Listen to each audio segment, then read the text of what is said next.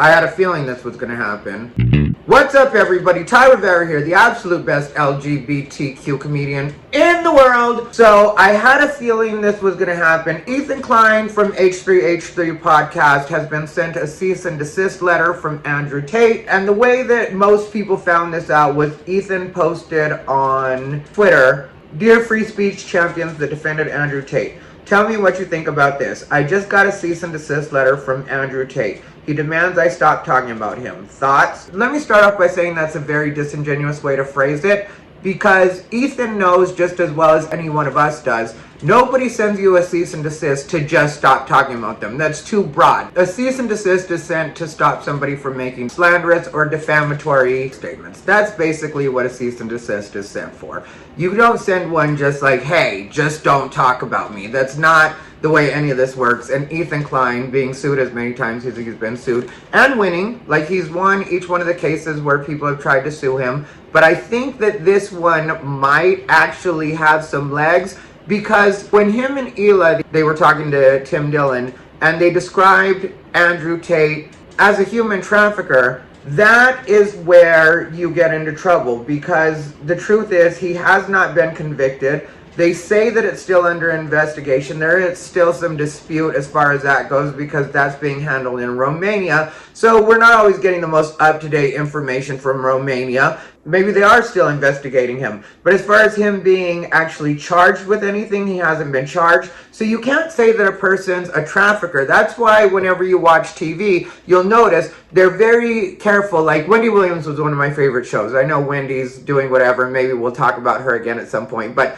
Wendy Williams was one of my favorite shows. That was one of the biggest shows in the country at the time. And Wendy was always very clear about saying allegedly, or I think that, or it's my feeling. And it was always to protect herself legally, because you can't state things as a matter of fact that haven't actually been proven in a court of law when it comes to things that are legal. Like if you just have an opinion, like you think somebody is a racist, that's your opinion. But when it comes to whether or not somebody's a human trafficker, they've either been convicted of trafficking or they haven't. When it comes to someone being an R-wordist, which, you know, it rhymes with Tate. We're not allowed to say it on YouTube. But when somebody is accused of being an R-wordist, you can't just say that that person is actually that. You have to wait for it to play out.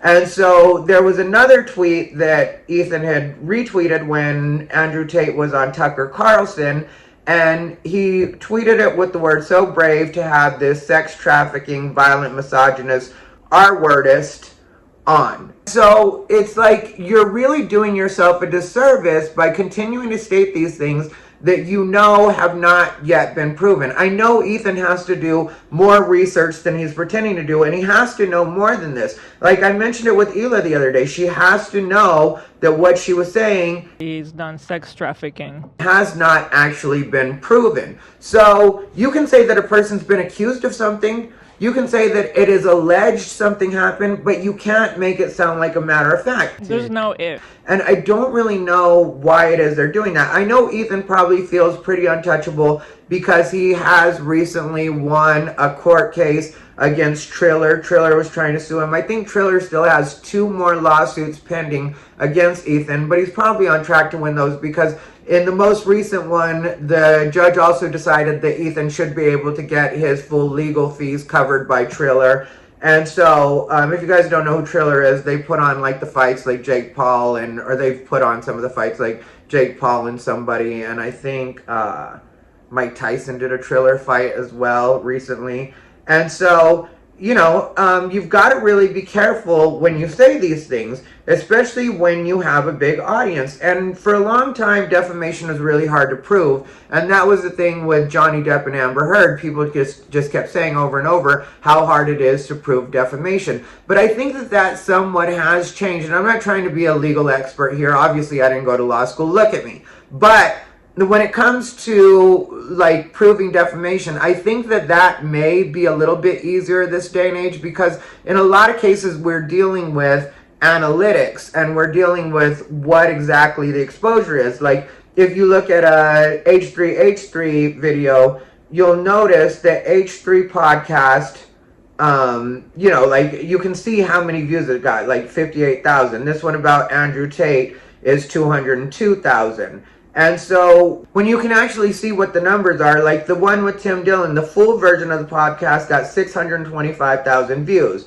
Now, the H3 podcast itself has 2.93 million subscribers. So when you potentially are able to reach 3 million people, you really do need to watch what you're saying and how you're saying it. Like, that's something I'm very careful about. And I only have coming up on 5,000, which reminds me, if you're watching this video, please subscribe, please comment, and please hit the thumbs up button. Hit the like, let me see it, let me feel it. But you have to be careful about that. I'm very careful about that. And like I said, I have a much smaller audience than Ethan does, the H3 podcast, you know, and then you consider H3 Clips or the other channels that they run, they have, it can potentially be a lot of people that you're spreading a lot of misinformation to, and that could actually be hurtful to a person, hurtful to a person's business, hurtful even to a person's mental well-being. Like that also happened with Cardi B and Tasha K, when Cardi B went after Tasha K because Tasha K was saying that Cardi B had herpes and some other stuff. And it was just like, yeah, you can't just say stuff and not have any actual proof to it and be like, this is what it is. That's not what it is. That's what you think it is. That's what it was alleged that it is. That's what you've heard that it is. All of that is fine. So when it comes to examples of defamation, they include the following: when the statement charges that a person has committed an infamous crime, when the statement charges a person with having an infectious disease or mental illness, when the statement tends to subject one to hatred, distrust, ridicule, contempt, or disgrace, or the statement tends to injure one in his trade or profession. I think this Andrew Tate situation, if you're calling this person this thing, it kind of hits all of those points. Now, that it says includes the following, so I'd imagine there's other criteria that could be considered. But as far as this goes, when you're hitting 4 out of 4, I really think that it's going to be hard for Ethan to get out of this if he continues to do it and Andrew Tate takes it to the next level, takes it to, because right now he's just sent the cease and desist. He hasn't necessarily filed a lawsuit, or Ethan hasn't been served with a lawsuit that we know of. But to me, a cease and desist is kind of sending out a warning signal just to let people know, or let the person know, this is unacceptable, it needs to stop. And so, in my opinion, if Ethan is smart, he'll stop that. If Hila is smart and cares about her and Ethan's businesses, they'll stop that. I'm a person that's very much about free speech. Anybody that knows me knows that. I don't mind hearing things that I don't like.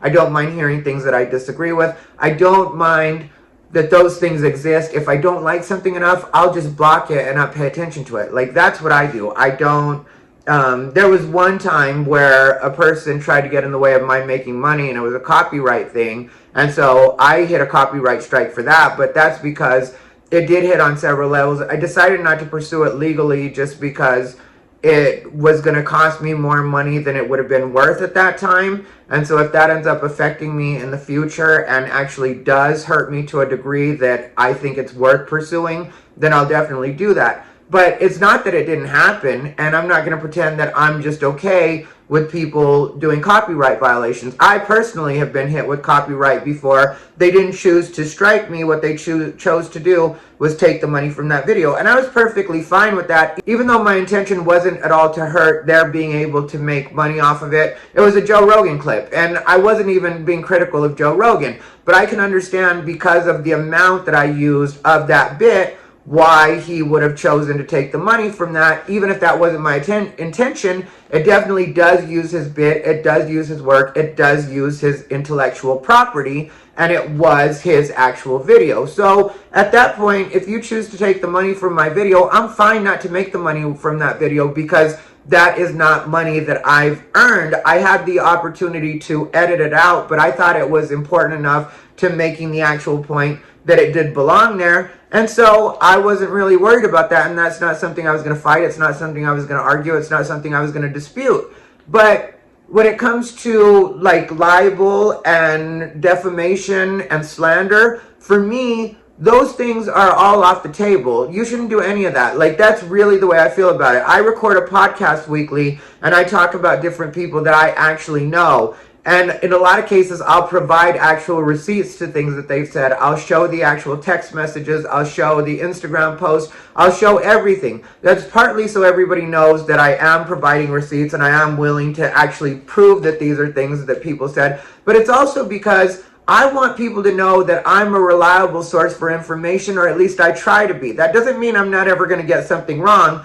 But in my opinion, to intentionally misrepresent something or say something just because you feel like this is what it should be, that's not the way we're supposed to work. And even though we are just YouTube content creators, we still do have some sort of responsibility if we're reporting things like we're the news. Like, if you're just being a complete parody channel, then, you know, govern yourself accordingly. But if you're actually pretending to report a news story like this, I'm looking at the actual tweets and I'm looking at things that I've actually Googled. I'm trying to be as accurate as I possibly can. I'm trying to use their exact words so you guys know. And you know, I think one of the saddest things about all of this is that I read Ethan's comment section because, like I said, I didn't really pay attention to Ethan Klein stuff. I didn't used to pay attention to H3H3. It's only been for the last week or so. So I've checked quite a few things out.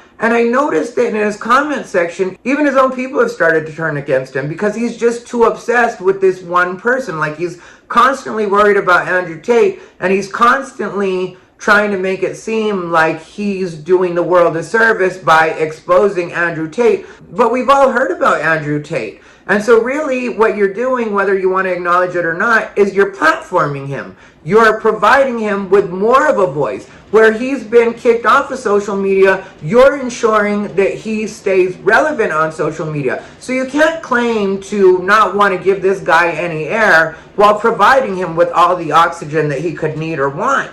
That doesn't really make sense, and your audience is seeing through that, and your audience isn't even liking the content. And don't worry about me, don't worry about the people that are your haters, which I'm not a Ethan Klein hater. Really, I think he's very misguided. I think he's very sad. I think Ela is very sad. Just from the little bit that I've seen, I don't know what they were doing in the past to get so popular. I respect that they're business people, and I respect that they obviously have a lot figured out with the YouTube game, or they did at one point.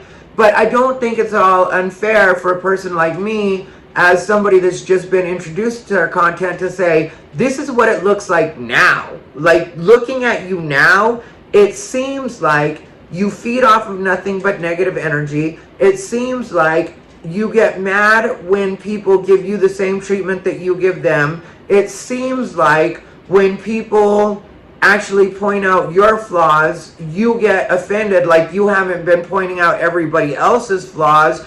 It's like, to me, I just am, it really has reinforced what I said on the last video about the fact that Ethan Klein really is the old school internet. He really is like if YouTube comments were a person. That's what Ethan Klein is. There's not a lot of facts backing it up at this point. It really is just a lot of, this is what I think, and this is what I feel, and this person needs to be canceled.